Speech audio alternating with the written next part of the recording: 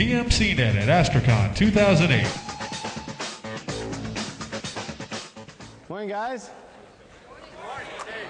How are you guys enjoying the conference so far? Good. Did you guys come to the party last night too? All right. Were you happy with the party format? Up, down? Okay, cool. Well, today I want to introduce you guys to a friend of mine, Stefan Oberg. We met on July the 7th, 2005, and the reason I remember that date was we met in London, and it was the day of the bombings of the train in London. So that was kind of an interesting experience right there, to be sort of in the middle of that. And we met. It was really exciting because here's Skype, one disruptive technology, and here's Asterisk, another really disruptive technology. And I thought, man, there's something that we got to be able to do or collaborate somehow. So we were there, and then he invited us to come up to Estonia, and they were working on some conferencing stuff, and we were going to help them out. We went up there and did a bunch of development, and they didn't pay us a darn thing, not one penny. And unfortunately, neither one of us really had effective business development. So every time we get together, we get all excited, and there'd be nobody to go back and follow up. But today, I'm here, and I'm very proud to be able to introduce Stefan. He is the Vice President of Telecommunications and Skype for Business at Skype, and he's also the longest-running person in the office of the CEO. So without further ado, Stefan. Thank you, Mark. Thank you.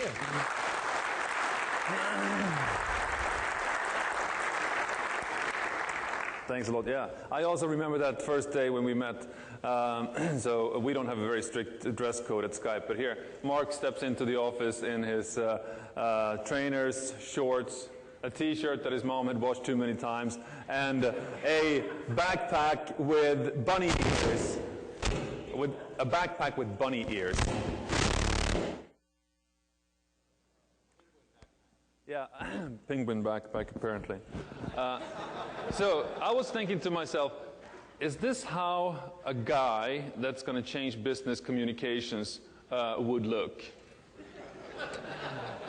After talking to him for some time, I thought, yeah, it couldn't be a guy in a suit.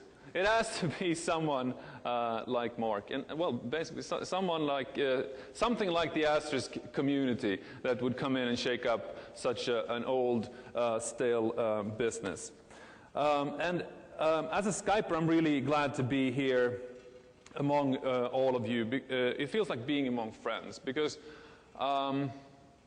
although companies and structures are quite different, our ambition is quite the same between Skype and Asterisk. We both want to make communication more efficient and more affordable. And while we have been busy bringing out voice and video for the masses, you have disrupted the business world. And that is also why I am genuinely excited about announcing today a collaboration between Digium and the Asterisk community on one hand and Skype on the other, where we together bring to all our users the best of both worlds.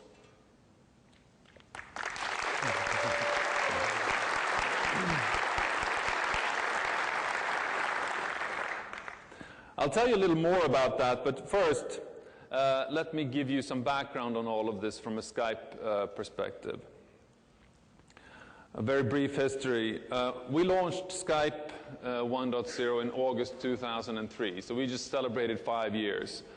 And there had been many VoIP clients on the market before Skype, but what was unique with Skype, at least as we see it, was that it was very easy to use, and it just worked.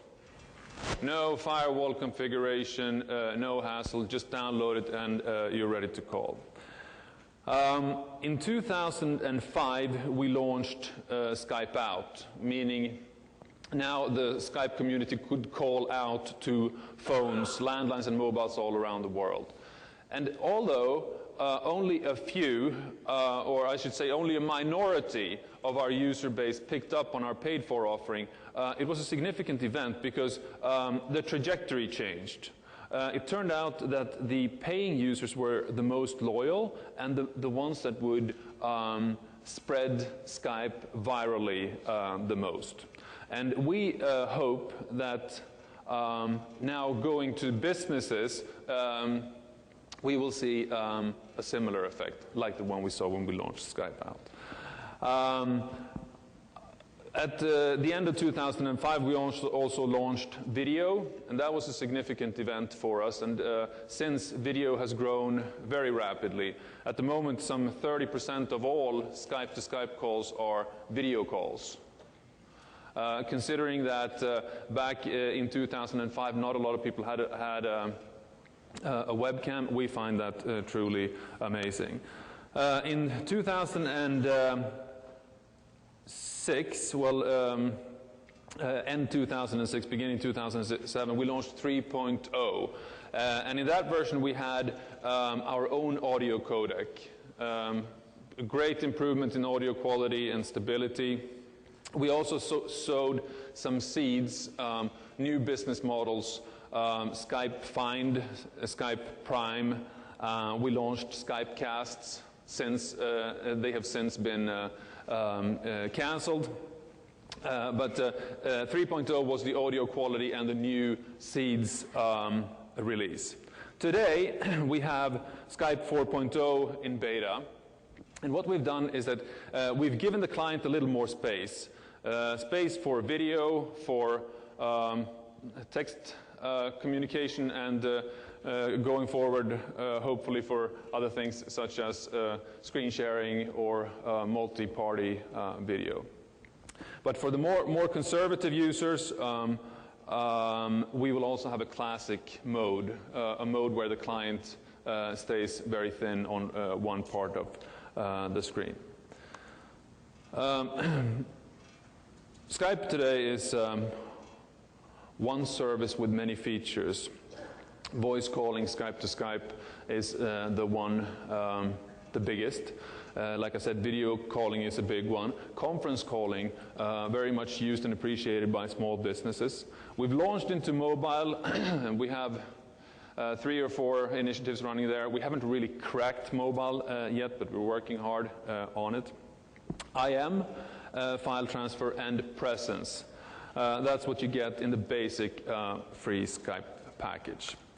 For businesses, let me first mention a few global trends that are playing to our advantage in the business arena. One is that more and more we're seeing virtual teams coming together for a short period, spread geographically often, and that's where Skype plays in very well. Telecommuting, working from home, that's where Skype is strong as well. Also the fact that many businesses, even small ones, when they launch now, they have the world as their marketplace. So international communication is key. And of course, with the world turning faster and faster, time and efficiency, richness of communication is also an important aspect. Although we have been focused on consumers in all our development, all from the start, we know when we ask our customers that some 30% of all Skype users use Skype in a business setting. And often they start using Skype to lower their communications costs. But when we speak to them after some time of using Skype, they often say that the real benefit is the improved communication or the richness of communication using video, IM, and voice all together, and where they are best suited. Another thing that often comes to us from small businesses is they say, Skype helps my small business look big. An example, I just spoke to a guy in the southern part of England that runs a ticketing business. So he has people call him in on ads that he's put up on his website. And he said, I couldn't run this site without a London number. At the same time, he doesn't want to move his family from the southern part of England. So he's got a Skype in number for his business, and that's where he takes his call. Now, for you guys that live in the SIP world, DIDs and non-geographical numbers is not a new thing. But for many small businesses, this is the first. Skype in would be the first time they come into contact with such a service. You have businesses based in a small country with numbers all around the world. Again, helping a small business look big. Ease of use always ranks high as well. Something we hear often is that it's just so easy to use. So this is what we hear from the ones that are using the free package. Then we built some stuff specifically for businesses. One is what we've called the business control panel, a little web interface that helps you manage credit in your business. We have toolbars for Outlook and Firefox and IE that help you. For example, if you're an outgoing call center, you've got your data in Outlook. Well, now with our toolbars, you can call out very efficiently. We have an integration with Salesforce, similar to Outlook. If you have all your customer data in Salesforce, you can call efficiently through Skype. But that's about it. That's what we've done for businesses so far. We've spoken to a lot of them, and we know pretty well what they want. And this thing about a PBX, being able to route Skype calls in their business and to have a more efficient way of handling large volumes of incoming calls has been right at the top for quite some time. Let me now show you a video of one company using Skype. It's called Rip Curl, and they are from Australia. Look, we use Skype every day, whether it be across the office, across the world, between all our regions. Even when we're working down on events, live events, I mean, sometimes where someone will be up one story up on a cliff somewhere, someone will be over in a tent somewhere else. You know, we'll Skype each other across the beach. You know, it's just too easy.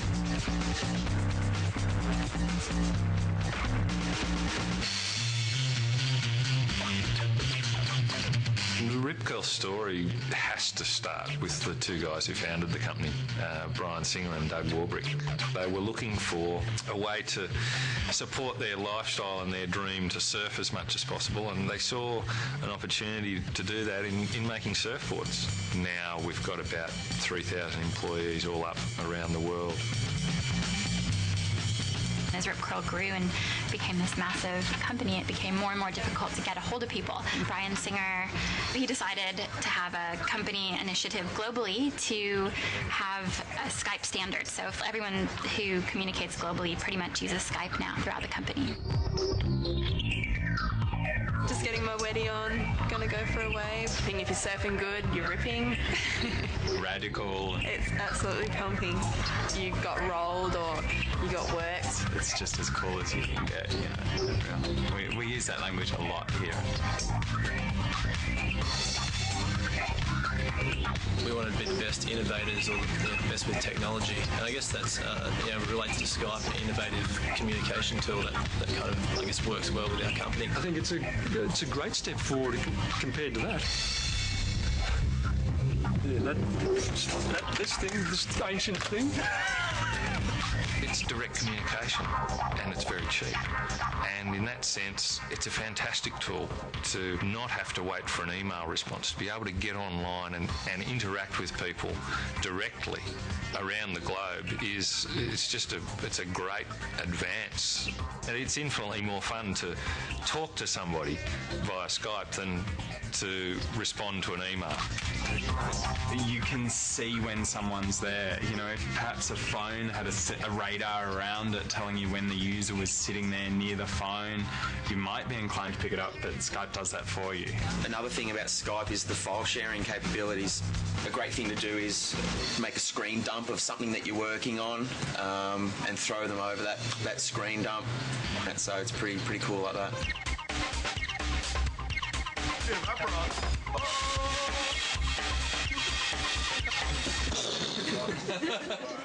Really trying to provide business tools like Skype to our creative people in the business, take advantage of their creativity without having to worry about processes and systems too much. I do direct comments on real stuff, on garment, on dummies. It's so much clearer when you actually show, on the dummy or on the garment what you're talking about. The visual aspect of Skype is great for that. And definitely for us, the video conferencing is pretty key. I've made 2 Skype calls this morning to our wetsuit factory, both looking at various bits and pieces on wetsuits. So the video conferencing is awesome because we can actually hold up parts of the wetsuit and see what they're talking about rather than try and explain it verbally, which is often difficult. Clearly, Skype is a fantastic communication tool, and with our global operations now, people on different time zones and all sorts of things, anything that makes our communication quicker, more efficient, more direct, has to be an asset to us, and it's certainly proving to be that for us.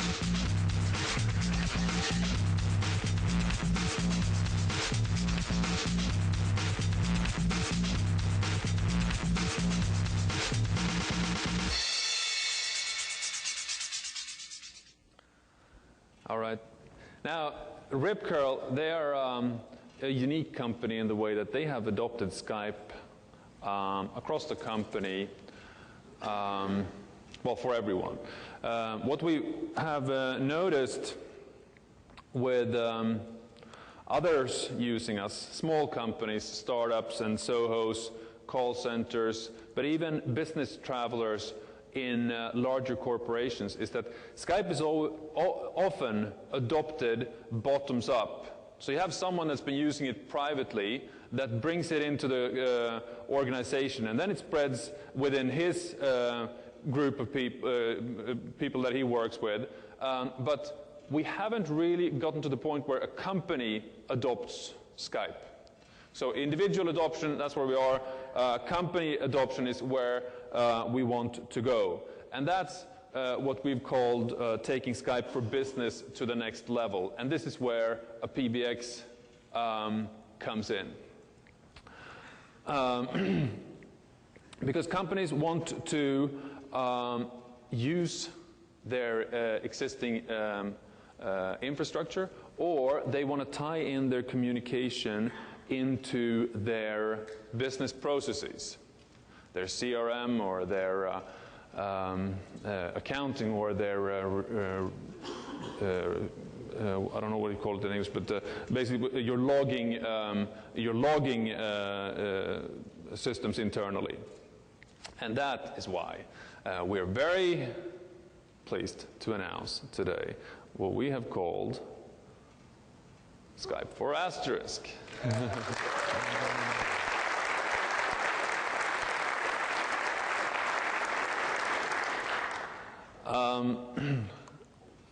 A couple of words of how that could look in a business. So you've got your business with all your hard phones connected to an Asterisk PBX with the Skype for Asterisk modules running on it.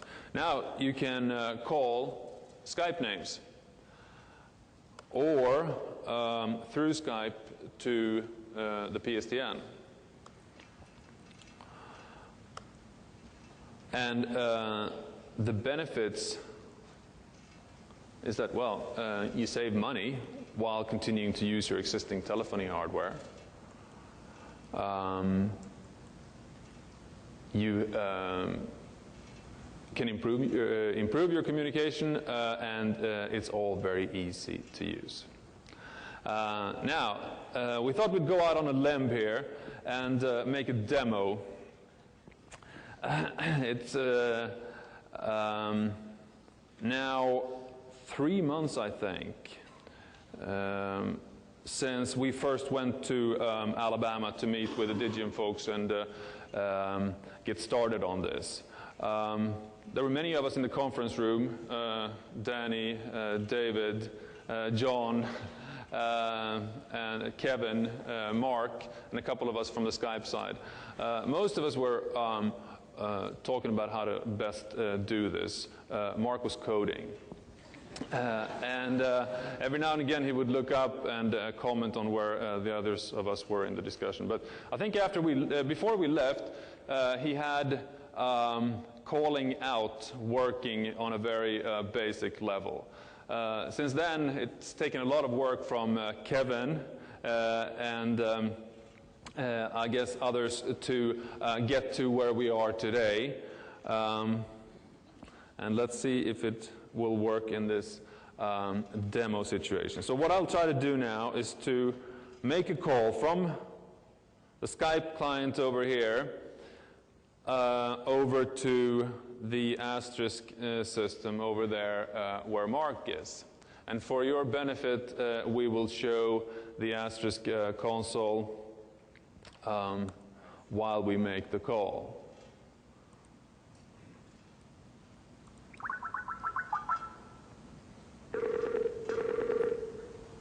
Thank you for calling the Skype for Asterisk demonstration system at Astricon.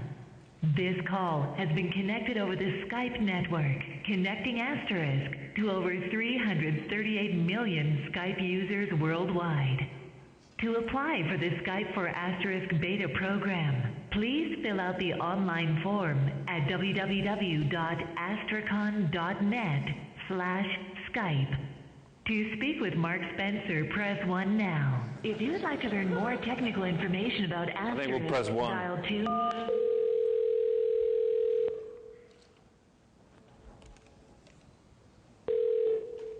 Hello? Hey, Mark. Hey, Stefan.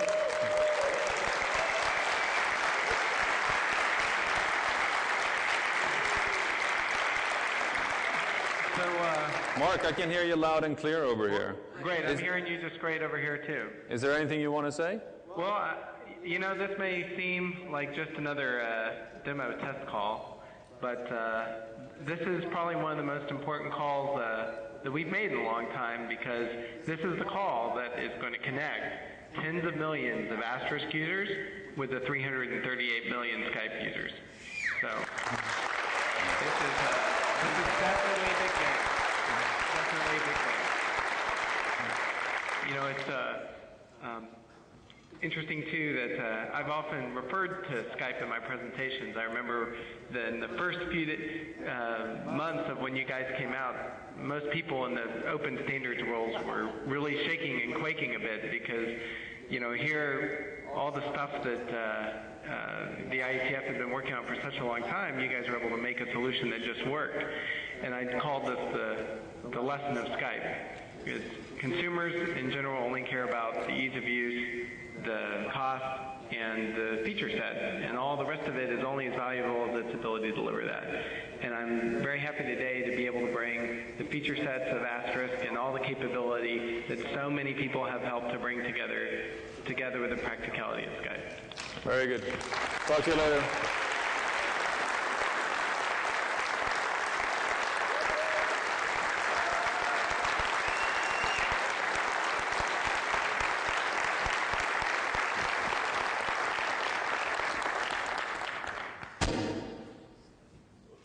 All right, glad that went well. Now, a little bit about the model around this. Mark, do you want to talk to this slide? Sure. As you guys can imagine, Skype is not going open source, so oh well. We understood that was not a likely move there. So basically, Skype for Asterisk will be licensed just like 729 is, G729 is. So it'll be on a per channel basis. Pricing hasn't been announced yet, but will be announced for the general availability. And then we're going to be, as you heard in there, we're launching a beta program that you guys can start signing up for right away. And I think there's going to be a limited number of those that will be initially approved for participating in the program. I know there's going to be a tremendous amount of demand out there for this connector, and we have to have a small enough group that we can work with engineering. So definitely want to hear what you guys want to do with it and what things you guys are dreaming up, maybe even beyond just the PBX. Yeah. And from a Skype perspective, the model will be the following. So once you've bought the module from the Digium website, you can install it and make as much Skype calls as you like. If you want to call through to normal phones, you'll need to have credit on the account, just like for any Skype out call. And then we will also sell a business package that will give extra support, some calling credit, some additional value-added things that we'll throw in there. But all of this, the exact details of how it will work, we want to work with you guys in the beta program to finalize. So on a high level, that's how it's going to work, but the details will work out together. All right, very good. I think we're going to take questions? Yeah, so we've got 15 minutes for questions. Okay, where's Carl? Yeah. I'm right here, I'm missing my mic. Logistics management, always good. Not that you need a microphone, Carl, but at least for show, it's good to have. I'm not quite as loud as Ole today. I'll make that observation. So I've been warned that you have to speak this close, otherwise it doesn't work. Okay, my question is, Skype is obviously very well known for its high-quality audio. So my question is whether the, I'm going to call it a Skype channel driver, has support for wideband codecs, full spectrum codecs like G722, 72.1, things like that. So I'll answer and say that we will have support for wideband audio, but I'll let Mark comment on the exact codecs. Well, let me see. I'm not sure if it's is it going to be in the beta, and even in probably not what? Not until the public. Okay, so probably not until the public beta, but it is absolutely our intent to support wideband audio. That's one of the main reasons people use Skype. So. Yeah. So I'll comment on that and say that we will make the Skype wideband audio codec. We've called it Silk, available to the project. Yeah. So you'll be able to transcode between the Skype native codec and other codecs in your system. That's great. I did want to make one observation, which I don't know if anyone else picked up on, but normally when you go and you look at a demo of a call that's actually within a booth, you get, and I apologize, you get the Hong Kong effect where, you know, there's a delay on the call, and I didn't see any delay whatsoever. I was very impressed with that. One question related to number portability. What happened to the existing customer wants to switch their numbers to Skype? So the question of number portability is a difficult one.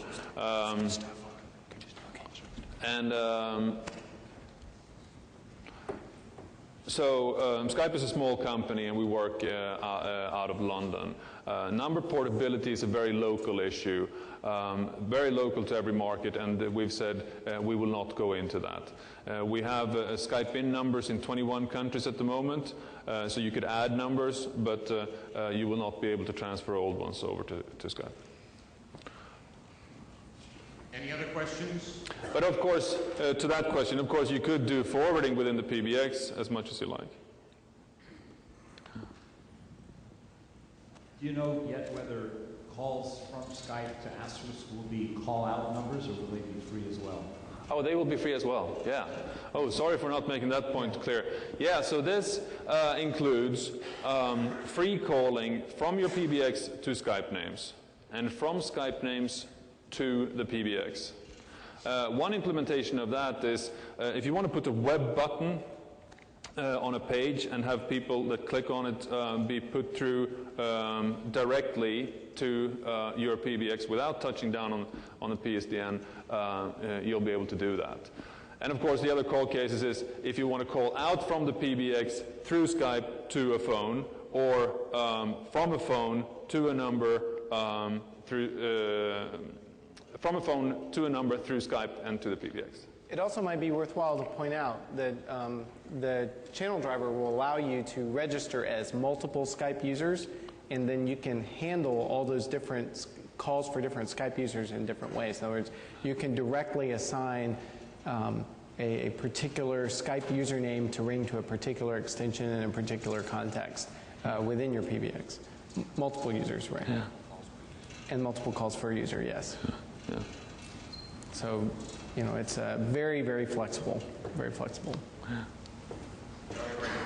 Yeah. So, both Asterisk and Skype have video support.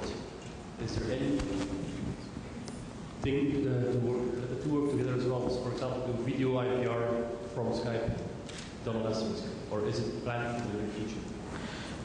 Well, as you know, Asterisk already has some limited video support already. I think the availability of video in Skype may help put additional encouragement along doing more video development, since it makes video not only higher quality, but also more accessible to people. So I think that the availability of video within Skype, now it's not initially in the code that's going to be out, but when we can make video available through the Skype channel driver, I think that's going to help encourage people to develop more video applications. Yeah. And one interesting note on that is that, remember how I said that with 3.0 we sowed some seed for new businesses, and one of them was what we've called Skype Prime. It's basically a premium rate service over Skype that anyone can set up and set any price per minute or as one-time fees. Of course, it's completely global and it's with video. So it's significantly better than existing premium rate services. One of the reasons why it hasn't taken up is that it's been completely one-to-one at the moment. If you're the content provider, you're sitting there waiting by your Skype name, and either you have too many calls or too few of them. We've been missing a queuing system in between, and this is where I see Asterisk can solve that problem. So that's a great application for video. I'll follow up with that in a moment. There's the next question.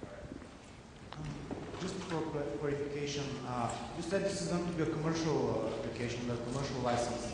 But is there going to be any part of this which is going to be open source, part of which we can see the source code? Yes, actually. So the way it works is that most of the Skype gadgetry is locked up into a binary module or binary library, and then there is a wrapper around that is source code, so that all the pieces that actually expose to Asterisk will be available as source code. I don't know that it'll be technically open source, but it will be source available. And then the remainder of the code will be, the part that is really Skype specific is going to be in a library that will only be permitted to be used with the channel driver. But in that way, you'll be able, if you're running open source Asterisk, you'll be able to use the same Skype channel driver with each of your different versions of Asterisk you might want to run within the, I think 1.4 and 1.6 series are going to be the ones that are supported. And the last question.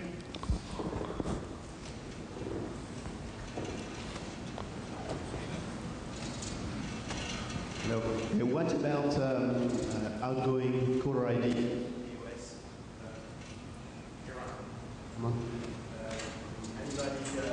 Has ever experienced 012456? Yeah. So if I got the question right, you're asking about caller ID in the US. What I can say on that is that you already now you can set up your Skype in number to be shown as your caller ID when you call out, and you can set up your mobile number to be shown as the caller ID when you're calling out after an authorization process. Did that answer your question? That doesn't work in the US, does it? No, it can. It does. It does. It does. You just have to do the settings right. Yeah. I did that today while I was doing my conference call. It might be worthwhile, by the way, mentioning that we're going to have a demo set up at the Digium booth. Is that correct? At the Skype booth. I'm sorry. Which is right down that way. Hold on, Danny has a question. I think I got to let him talk. It's really just a comment. It's probably worth mentioning that once the product is commercially available, it will be available for sale by download to the Digium website. But the go-to-market structure builds in discounts for the Digium channel partners, so that for those systems integrators who are trying to build solutions and deliver them to their customers, you'll have an opportunity to earn margin on that. Exactly. Very good. And there will be, in addition to that, in addition to making money on selling the module, there will be a rev share from the Skype calling. So I thought about this, and there's also probably an opportunity going forward to have Asterisk be some sort of application server interface to you guys, I would think, given your platform methodology. Mark, you see that happening? Well, of course, any application you develop on Asterisk is capable of talking to Skype. So it's just an easy way, you know, I guess if you really want to boil it down, sure, you know, Skype for Asterisk is really just another channel driver. So from the Asterisk sense, anything you can do with any other channel driver in Asterisk, you're going to be able to do with Skype. The exciting part is just how easy it makes for people to get more calls in your system, for you to be able to reach millions and millions of users out there who are already part of the Skype network.